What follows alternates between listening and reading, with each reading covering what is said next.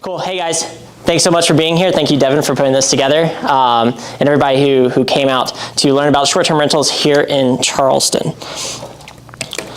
So if we haven't met yet, my name is Shawn Cleary. I am a realtor here in West Ashley, and also a real estate investor. So I own 10 rental units across 6 properties, all here in the Charleston area. I'm all about highest and best use. So let's take a single family home, because that's really all we have in Charleston is a bunch of single family homes, and let's convert it to its highest and its best use, whether that's short-term rental, mid-term rental, rent by the room, traditional long-term rental, all the above. So you'll notice I don't have any properties in Summerville, none in Moncks Corner, none in North Charleston. All my rentals are in B or A class neighborhoods, and I have 2 to 3 short-term rentals, depending on how you define it, all here in the Charleston metro. One in Goose Creek, one in Hanahan, and one actually in West Ashley. That's the one that changes between a short and a short and a mid-term rental, depending on the season. A little bit else about me: I'm also a former naval officer, and I have a couple of degrees, one in engineering and an MBA from the University of Tennessee. So numbers are my thing, and that's kind of how I fell into investing to begin with. All right, so today I want to talk about short-term rentals. How do we define short-term rentals? We'll talk about the short-term rental market nationally and locally, and talk about municipal regulations for all of Charleston, not just Charleston County or Charleston City, but every single submarket of the Charleston area. I also want to approach this, because I mean, we're agents here, so I want to approach this from an agent perspective. How do we help our clients analyze short-term rental opportunities? How do we find those short-term rental opportunities for our clients? And then I want to talk about other aspects to consider for financing and taxes. All right, so when we talk about short-term rentals, these are traditionally less than 30-day stays. Now, some municipalities might define this differently. So depending on the municipality or even the regime, they might say 28 days is what's the difference between a short and a long-term rental. What we have are called online booking agencies, OBAs.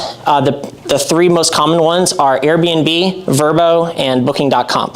If you're going to go book a trip for your family, it's those 3 websites that you're primarily going to visit. And so there's ways that we can actually put our listings on all of those websites and sync it to one central calendar through another third-party website that we'll talk about here soon. And one thing I want to emphasize to you guys, and something that you should emphasize and we need to be emphasizing to our clients, is we have a lot of clients out there who are like, I want to have an Airbnb. I want to be a real estate investor. I want to have an Airbnb myself. Airbnbs are not real estate investing. Short-term rentals are not real estate investing. You are running your own business. You have to consider the bookkeeping. You have to consider the cleaning, the furnishing, everything that comes into it, the constant customer service. That is what short-term rentals are. It is not passive. It is not real estate investing. We can use our real estate investments as a short-term rental, but if you say, I want to be a real estate investor, I want to have an Airbnb, those 2 things are not synonymous. So let's talk about the national narrative as it relates to short-term rentals in 2023. There's this thing going around called the Airbnb bust, that Airbnbs are on the decline, Verbo's on the decline. Well, that is kind of true in some ways, but not the way that you think. So oversupply is really the issue that we're having, an oversaturation of Airbnbs, of short-term rentals. There's too many people that are entering the space and are actually saturating the market to the point where it's no longer profitable for those who are seeing record, like crazy growth and earning potential in like 2018, 2019, 2020. So growth in our average daily rate and our bookings are actually down on a national level. This thing you see right here, this is New Orleans. Every single dot represents a short-term rental. So that is New Orleans. That is what a city of no regulation looks like. Is every single dot, and you can see there's some areas that every single space is an Airbnb. Anybody guess what looks like that in South Carolina? What city looks like that? Myrtle Beach. Myrtle Beach, exactly. Over 15,000 Airbnbs in Myrtle Beach. 15,000 short-term rentals in Myrtle Beach. Local governments are cracking down. So even cities like Goose Creek are cracking down on Airbnbs. Random municipalities in our area are cracking down on Airbnbs. Folly Beach just passed an extremely restrictive measure even this year, 2023, May of this year, that more or less prohibits new short-term rentals. But despite this, short-term rental profits are at all-time highs. So the industry as a whole is seeing record high profits. If you look at Airbnb or Vrbo's earning reports, they're at all-time highs. The problem is for the mom and pop short-term rental investors, we're seeing lower profits than we were in the past. So how does this actually shape up locally?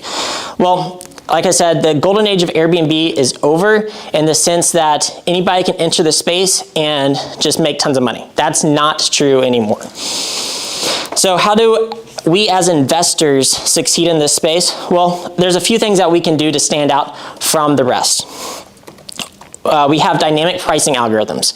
So websites like pricelabs.co is a great dynamic pricing tool that allows, essentially, think of Taylor Swift tickets. People get so up in arms that Taylor Swift tickets got $5,000 a piece. How is that possible? It's dynamic pricing. It's supply and demand. When there's not enough supply and there's a lot of demand, an algorithm's going to shoot those prices up. The same thing happens to Airbnbs and short-term rentals. We can compete with the hotel rates. We can see what the hotel rates are. We can see what other competition is, and then we can undercut them. And so that's a great way to stay booked, and that's how I remain booked, even in this fierce, competition, by having dynamic pricing and just having that, that lower price point than anybody else. Offering top-notch customer service is huge. We'll talk about that later. High-quality furniture and thoughtful designs. Like I said, you can't just buy a space, find Goodwill furniture, throw it in there, and expect to succeed. And then, obviously, professional photography is pretty huge. All right, so how does this shape up locally? Well, here's listings we have in Charleston. So back in 2020, right as the pandemic was picking up, 1.9 thousand listings here in Charleston. I do need to point out that Charleston listings, the municipality itself, shut down Airbnbs and highly restricted them back in 2018. So this is accounting for that. We've seen about a 25% growth. So 2.4 thousand listings today and 1.9 thousand 3 years ago. How does this compare to Edisto? The reason why I put Edisto on here is it is the most affordable true vacation market in our MLS. And what I mean by vacation market is nobody goes to Edisto to live. They go there to vacation. So it's a vacation market. You see a similar trend, about 25% increase over the past 3 years in supply. But, so that's a true vacation market. It's still hard to break into for the everyday investor. If somebody wants to go invest in Charleston and you get a call from a random investor that wants to go buy a house in Charleston, where are they looking? Usually North Charleston, right? It's the lowest price point. It's easily the most accessible area to start real estate investing here in the Charleston area. Let's look at the Charleston market over the past the North Charleston market over the past 3 years. These are Airbnbs. These are active listings on Airbnb or Vrbo. We started 3 years ago with 282. We're up to 782 as of August of 2023.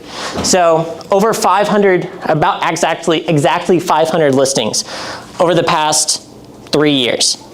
That is, over a 200% increase, or about a 200% increase. These are all short term. These are all short term. You're not counting long term. This is not long term. This is not even midterm. This is active listings on Airbnb and Vrbo. Hanahan, Goose Creek, Moncks Corner, they all follow the same trend, about a 200% increase over the past 3 years. So let's talk about the different Charleston municipalities. Many municipalities have restrictions. Why do they have restrictions though? It's kind of this gray area where, like I said, Airbnb is a business. It's a hospitality business. And so you're doing a commercial activity in a residential area, in a residential zoning. So that's the reason why a lot of municipalities are cracking down. They claim that, Airbnbs disturb the peace. I haven't experienced that. I don't think a lot of investors experience that. In fact, I would say that Airbnbs probably help property value just by maintaining the area around it. So all that to say, municipalities are cracking down, but in different areas. So some municipalities more or less ban short-term rentals. Some just care about getting that permit and that tax money. And then some have no restrictions at all. So let's talk about each individual municipality. So let's talk about first Charleston City. This includes the incorporated parts of Daniel Island, West Ashley, and Johns Island. So with Charleston, the city, it's only one short-term rental per property. If you have a duplex or a triplex, you can't have a short-term rental on all of those units. That short-term rental must be an ADU. An ADU is an accessory dwelling unit, so it's a second residence on the property itself. The owner must declare the property as their primary residence. So you have to live in the property, and then the ADU is your short-term rental. Make sense? And you have to be physically present near the property when the tenants are present. You have to have some parking, and you'll find a lot of municipalities that have rental restrictions in this regard. They all have parking requirements too. And it requires a business license and a short-term rental permit. So when we talk about Charleston, I promise it gets shorter after this, but Charleston actually has 3 categories plus what they call a short-term rental overlay zone. So category 1 is the Southern Peninsula. Think like historic Charleston. These are where all the $2, $3, $4, $5 million houses you see on the carriage tours are. That's the Southern Peninsula. It must be an existing structure or a accessory building listed on the National Historical Registry. So short-term rentals there, not only do they have to follow that it's a primary residence, it can't be the main home, it has to be an ADU. Not only that, additional restrictions apply in the Southern Peninsula. It has to be on the Historical Registry. Category 2 is the Upper Peninsula, and it has to be an ADU that was built over 50 years ago. So you can't go and build a new ADU in the Upper Peninsula to Airbnb it, even if you live there yourself. Category 3 is just those same basic rules. If we go back one slide, that's what category 3 is. So you see here, this green, nobody's building an Airbnb on Drums Island, but essentially everywhere else is category 3. You might see this green here on the edge of the peninsula. What do you think that is? Those are our wharfs. Those are boats. So boats don't actually apply to the Airbnb restrictions, even if they're on the Southern Peninsula or the Upper Peninsula. They're still category 3. One thing I do need to point out is this short-term rental overlay zone.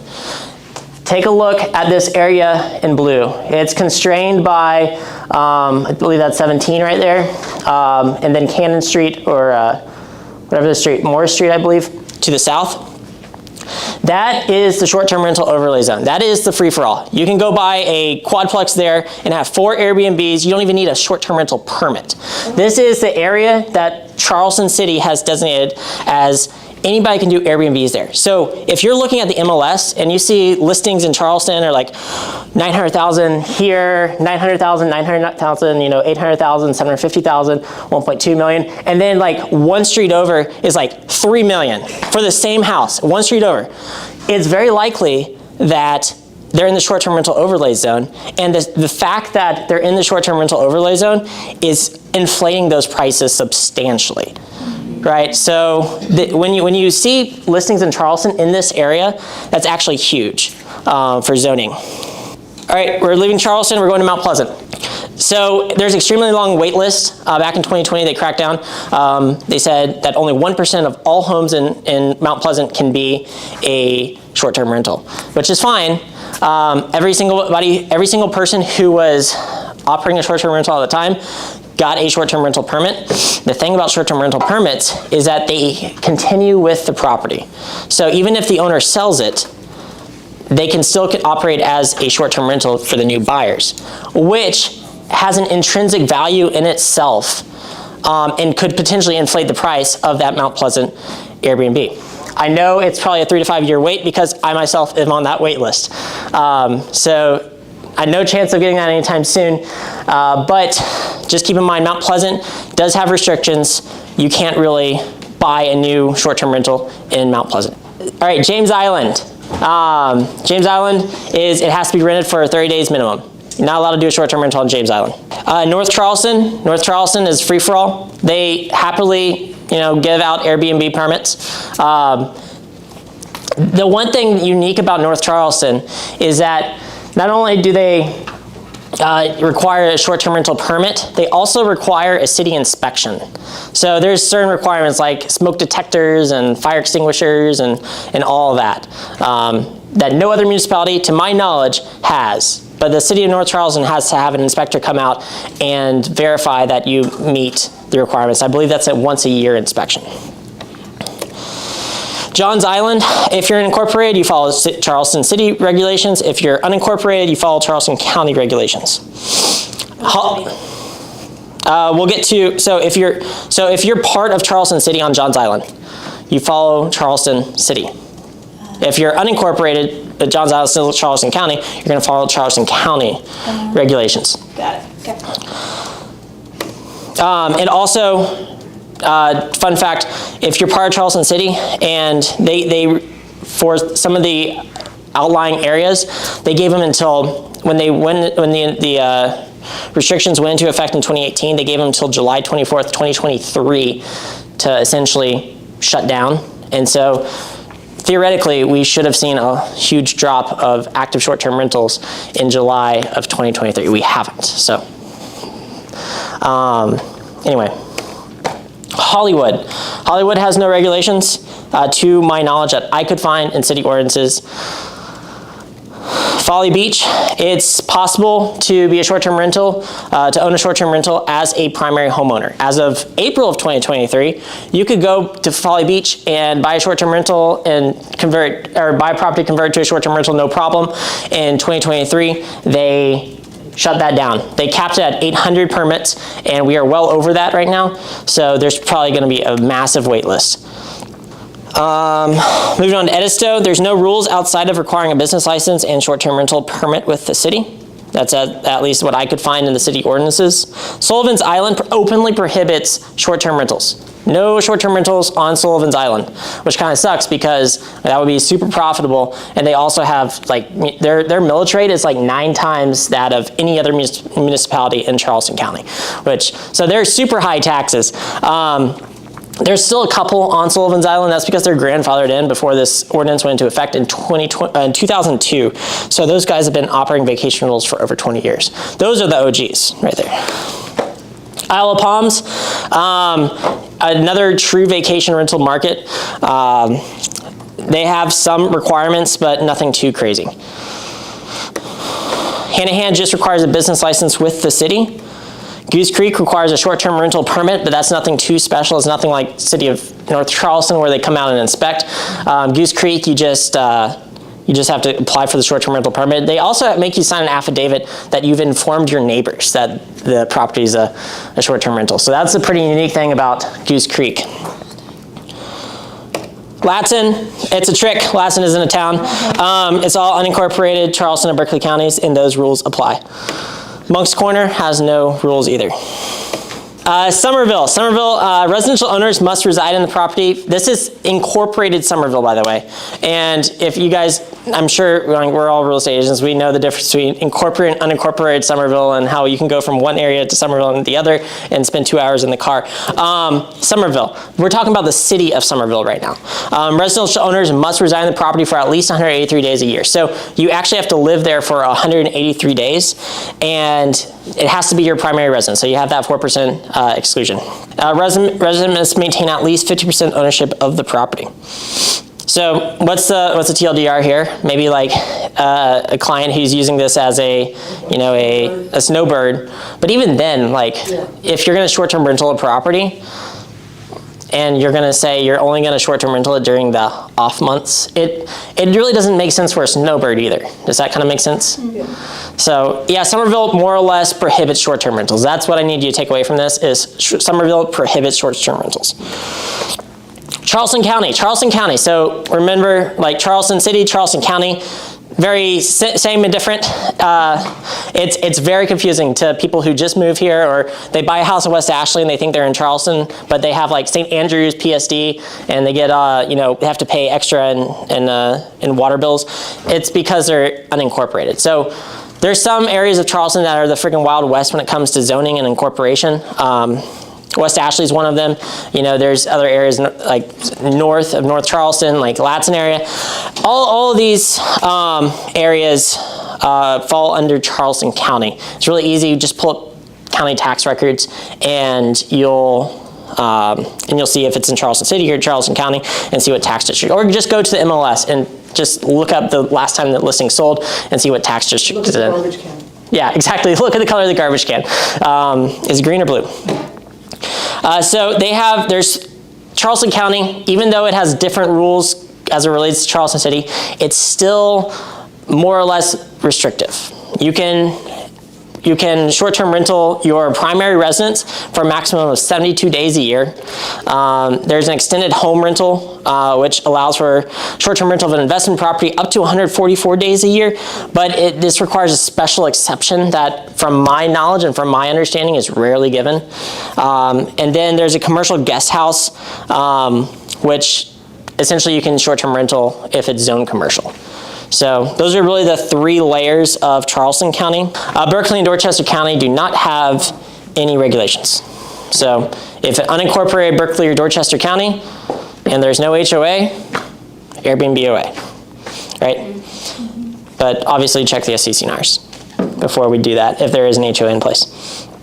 All right, so let's talk about House Bill 3253. Anybody hear about House Bill 3253? Right, something that I've been following, just like everybody is following, like the National Association of Realtor lawsuit. I'm following House Bill 3253, and it has some serious implications if it's passed. So it's sponsored by Republican, Democrat, Republican, Democrat, Republican. So the reason why I bring that up is it is bipartisan. There's a lot more Republicans than Democrats, but it is bipartisan. None of the bill sponsors are from any Charleston municipality. The most vacation rental-y municipalities that the state reps are, these state reps specifically are Myrtle Beach and Greenville. But here is what the verbiage says.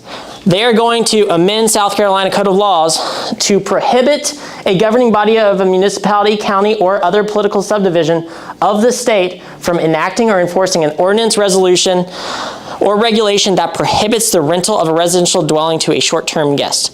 What does this mean? There is active legislation in the state of South Carolina right now to prohibit any municipality from regulating short-term rentals.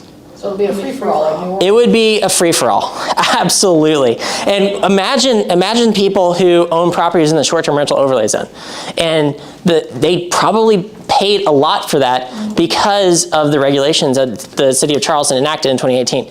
Now what happens if everybody can just short-term rental on the peninsula with no regulations in place? I'm not saying that regulations are good, I'm not saying they're bad, I'm just saying that this is in place. So let's talk about analyzing short-term opportunities. So say you have an investor client or you yourself want to invest in a short-term rental. How do we go about doing this? So the language is very similar to commercial real estate. We talk about, cash-on-cash return is just a standard investor terminology, but the way we arrive at cash-on-cash return is a little different. And same thing with cap rate, same thing with your net operating income, with your internal rate of return. So when we talk about our cap rate, your investor might be targeting a cap rate. Or they have, and then we talk about net operating income, which is just your income minus your expenses, not accounting for debt. And then your internal rate of return is accounting for all facets of the investment, from the principal pay down to the appreciation, assuming an appreciation over time. That's what IRR does. So there's a lot of commercial overlap there. How we achieve our yearly income is different though. We already talked about our ADR and our occupancy rate. So airdna.co is the premier short-term rental analysis platform. This does cost you $25 a month they've actually recently revamped this website and actually made it a lot more friendly for a lot more markets. Used to, you had to pay for a zip code. Now you can just pay a flat $25 a month and get all the zip codes everywhere in the country. There is a $1,200 a month version, so it goes from like free to $25 a month to $1,200 a month. That is, and each level they give you a lot more detail. $1,200 a month. That version is probably only good for like those super, corporate investors. But I want to show you this platform just because it is a fantastic platform for you or your clients if you want to potentially do a short-term rental. So they would plug in all the information and it'll let you know. So yeah, exactly. Let's explore a specific market. Let's call that Charleston, South Carolina. All right, so let's pull up Charleston, airdna.co. So here you have everything possible about Charleston. So your annual revenue, your occupancy rate, your average daily rate, your RevPAR, which is essentially accounting for your occupancy and the ADR, and that's how much you expect to make every single day. You can filter by bedroom count. You can see everything possible. Occupancy, so we can go to revenue. Let's say revenue. More data here. More data here. By month, by season. There is so much data. There's too much data to actually go through in this training. I just want you to know that this website kind of exists. So you can analyze markets themselves. So not just Charleston, you could do Goose Creek, you could do Hanahan, you could do Moncks Corner, you could do an entire zip code, you could do 29464 if you're thinking about Mount Pleasant. A lot of data you can analyze on this website. One other thing I want to point out is let's go to property earning potential. So say you are evaluating a short-term rental opportunity for a potential client. You look like a superstar if you're able to provide data on this website. So I'm just going to plug in one of my listings. This is a Park Circle home. You see revenue projection of 53.7 thousand. Here's your ADR. Here's your occupancy rate based on all the other data. Here's all the active listings around you and how they're performing. So you just plug that into your and see what cash. Yeah, and then you have operating expenses. So your net income is 32,000.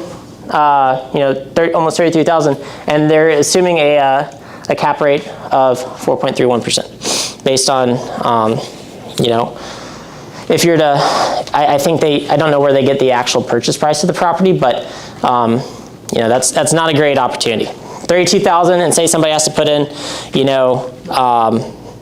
I don't know, like 150,000 or 200,000. And one thing that cash on cash return takes into account is your debt. Cap rate does not take into account debt, so your mortgage payment isn't actually included in your cap rate. So not a great opportunity in my opinion. But this exists. Like, you can plug in any address anywhere and you will come up with all this data. And so highly recommend, if you're working with a client who thinks that they want to be a short-term rental investor, they better have at least a $25 a month version of this for that purchase. If they don't, they're probably not serious. So having more than one exit strategy is paramount. So what I mean by that is, go in with the expectation to be a short-term rental investor, but you probably want to have more than one exit strategy, whether that's convert to a midterm rental, convert to a long-term rental, or flip it, right? If you come in with the expectation that I want a short-term rental, somebody who got an think about, some investor who got into escrow in April for a Folly Beach, $3 million vacation home, and then May came around and they enacted that law, and if they were living on head in the sand, then they could have been absolutely screwed. So having more than one exit strategy is paramount. You're not going to make life-changing money anymore in with short-term rentals here in Charleston just because, you know, it's oversaturated, but you still can make good money. So when we manage a short-term rental, property management is usually 2 to 3 times more than a traditional long-term rental. So say you have an investor client, they want to buy a short-term rental, but they don't want to manage it. You know, a traditional property manager, you refer them to one of the property managers here in Charleston, and they, you know, just skim 10% off the top, maybe a fee for placing a tenant, maybe a fee to set up, maybe a yearly inspection fee, but not much off of that, right? Short-term rental, a lot more work, and as a result, they charge a whole lot more. So instead of that 8 to 10% off your rent, they're charging 20 or 30% off the gross proceeds. So another reason why it's really hard to be a completely passive short-term rental investor is because that property management fee is so high. And then we do have management tools for short-term rentals. So that dynamic pricing tool that we had, that I was talking about, so like undercutting or matching, whatever, you know, if you were to go to Airbnb, there's really a story of 2 types of Airbnbs. You have your short-term rentals who are flat, like $100 a night, $150 a night. And I do sometimes, I just go through each night, like, if it stays the same, they're not using dynamic pricing. Those guys are going to get forced out of business this year or next. End of story. They're not professional short-term rental managers. Dynamic pricing is every single night you click on, they have a different price. They're using dynamic pricing. So pricelabs.co is the premier dynamic pricing management tool. We do have auto messaging. So I hate messaging guests. It was like the bane of my existence. So there's websites for that though that send you auto messages. So if you guys have stayed in Airbnbs before, you've probably experienced this, where you get this like super in-depth message like the moment you book, and then, you know, before you check in, you get another message. Before you check out, you get another message. You get another message after you check out, thanking you, and, you know, please leave us a 5-star review. All those are done automatically. It makes it a little more passive. Then you can have your cleaner messaging also automated. I haven't mastered that yet. Financing short-term rentals. So again, I'm not a loan officer. This is just my experience and public information. But you can purchase short-term rentals, you know, at least 1 through 4 units with conventional conforming or non-conforming loans. DSCR loans typically cannot be used for a short-term rental because the entering argument of a DSCR loan, everybody familiar with DSCR? Okay, debt service coverage ratio. So essentially they're taking the long-term rent, they're making sure that the long-term rent is more than your mortgage payment, and then they give you a loan. That DSCR loan is not tied to your personal credit. Your personal income credit is not verified. All they care about is the performance of that property.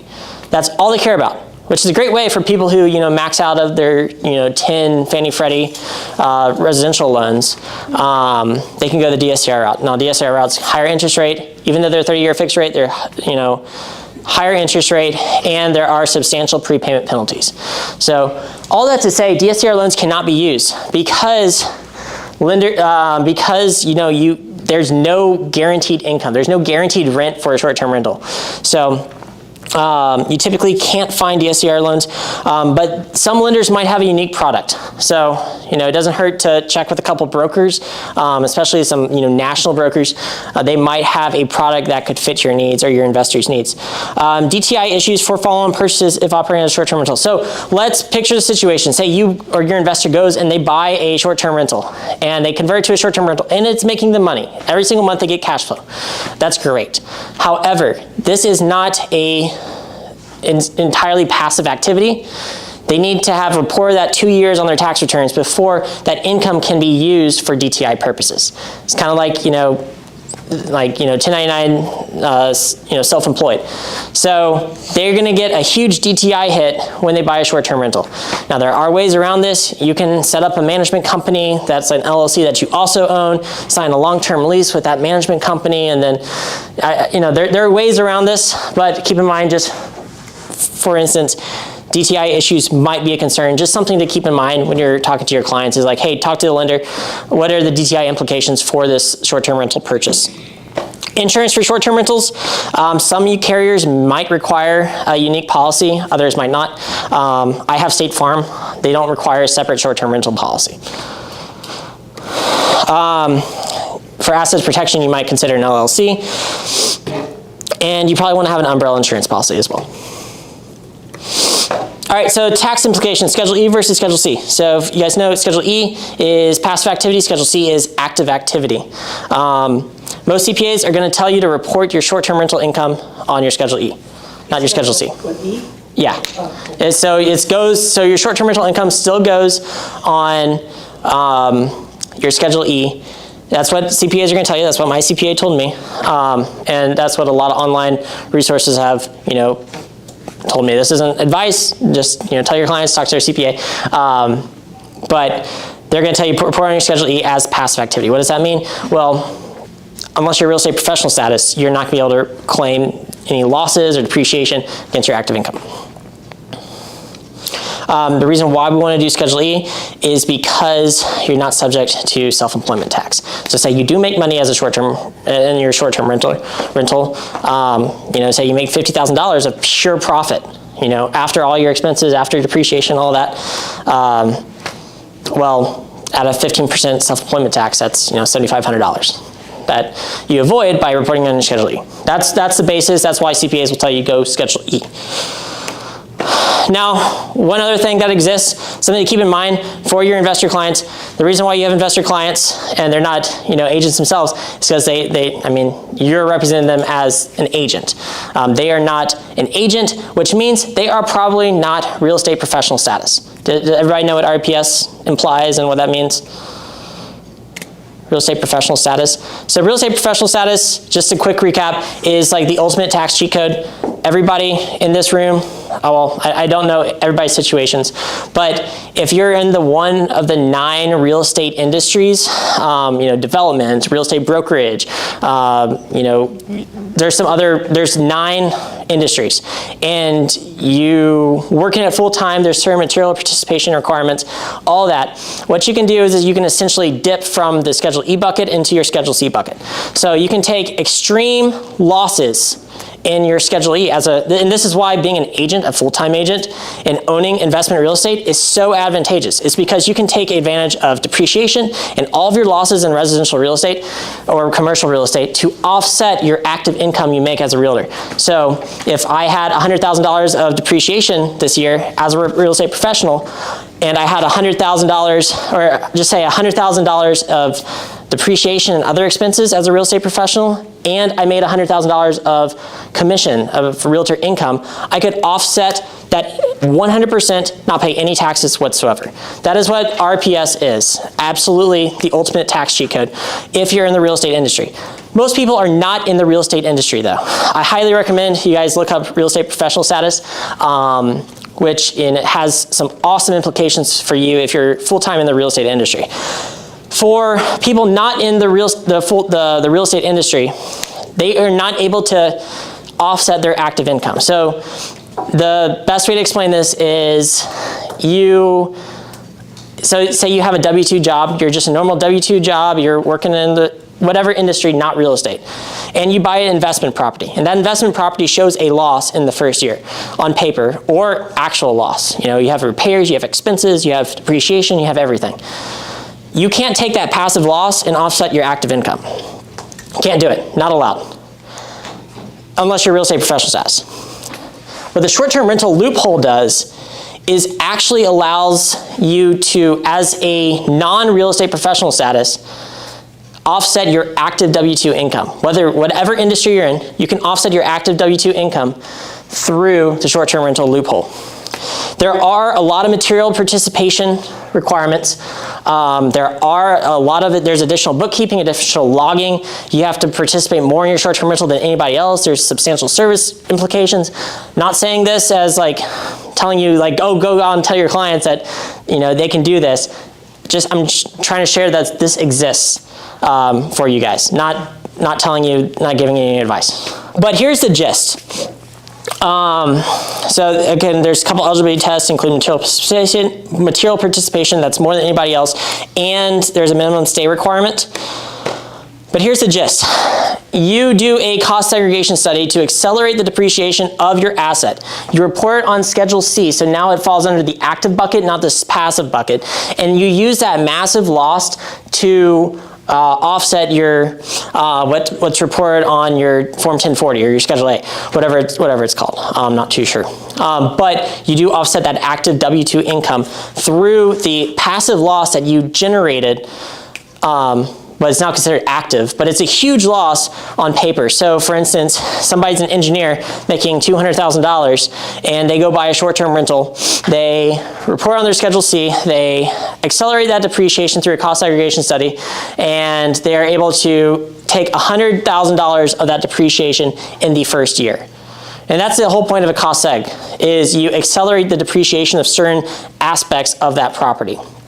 So, you know, for instance, you know, a normal, you know, over the span of a residential home, 27.5 years is what the IRS says. That home is, you know, brand new to it's going to fall apart, and it's not going to be, you know, livable anymore. So 27.5 years is what we use.